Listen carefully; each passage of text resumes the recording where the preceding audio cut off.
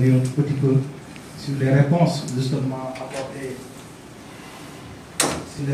apportées, par rapport à cette problématique des inondations.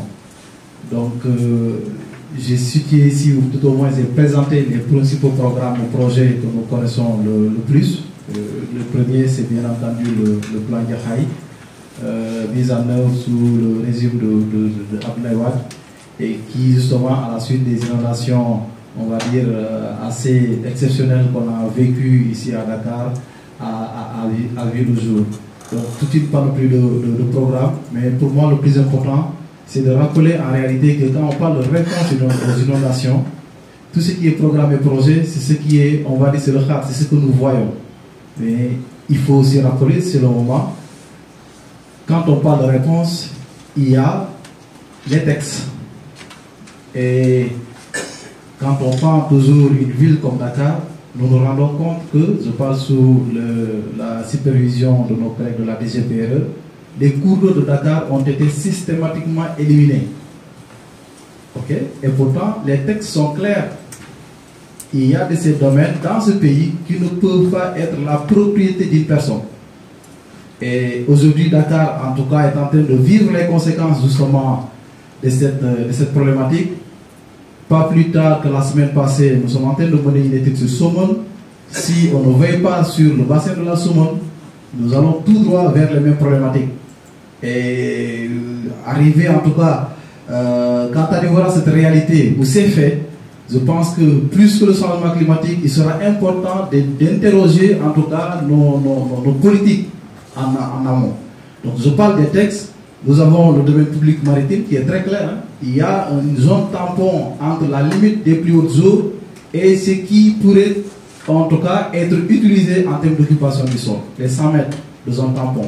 Pour les cours d'eau aussi, il y a une zone tampon qui est dédiée. Et malheureusement, nous nous rendons compte, je prends toujours le cas du bassin de la Somone, même au cœur du cours d'eau, il se désallotit. Ok?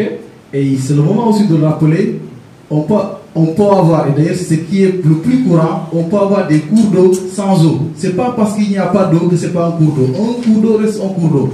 Donc il est important justement de rappeler ces aspects. Les réponses aussi peuvent être institutionnelles. On se rappelle du temps de Wade, un ministère a été créé justement pour gérer la question des inondations. Donc c'est des aspects pour lesquels on n'en parle pas beaucoup parce que c'est moins de réalisation physique. Et ce qui est le plus visible, ce sont justement ces programmes. Le programme d'action prioritaire de prévention des inondations de 2010. Nous avons le projet d'atténuation des effets induits par les inondations. Et le plus connu, c'est justement le plan décennal de lutte contre les inondations. Et qui, on va dire, d'une manière ou d'une autre, a produit des effets positifs au niveau de la banlieue de Dakar.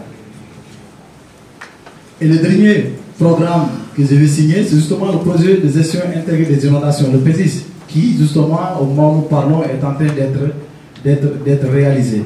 Donc autant de réponses qui sont en tout cas mises en œuvre par l'autorité. Et encore une fois, je ne serai terminé sans revenir encore sur la dimension, on va dire, soft. Et dans le soft, je vais cette fois-ci intégrer la question de la planification territoriale. Donc je parle encore une fois sous le contrôle des autres collègues, des autres ministères. La planification, elle est fondamentale. Et une fois que les documents de planification sont élaborés, un document de planification est appelé à être appliqué tel que planifié en amont.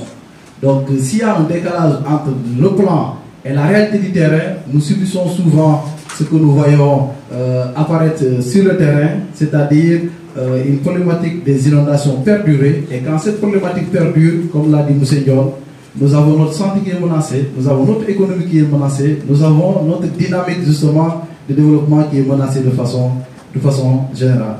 Merci beaucoup. Merci. Monsieur le Président, avec votre permission, nous arrivons à la conclusion de cette session de partage.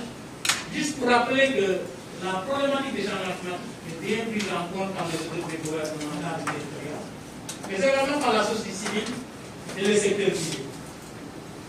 Il convient quand même de voir comment renforcer, augmenter les ressources des collectivités face à cette réalité-là, aussi bien qui concerne les secteurs, mais qui concerne aussi ces territoires. Donc le débat de la territorialisation du changement climatique n'est pas lancé aujourd'hui, c'est un débat qui se fait et il y a de la matière dans ce domaine. Et c'est important de garder à l'esprit ce souci de planification locale. Dernier aspect, il faut aussi penser à tout ce programme, ce volet de renforcement des capacités des acteurs, et ne pas se faire de lui-même, mais de manière participative et interactive, pour qu'en réalité, on puisse les amener à pouvoir apporter des éléments dans la mobilisation de ressources financières pour essayer de répondre. Parce que l'adaptation, c'est une dynamique. Voilà. Sur ce, au nom de l'équipe, je voulais vous dire merci.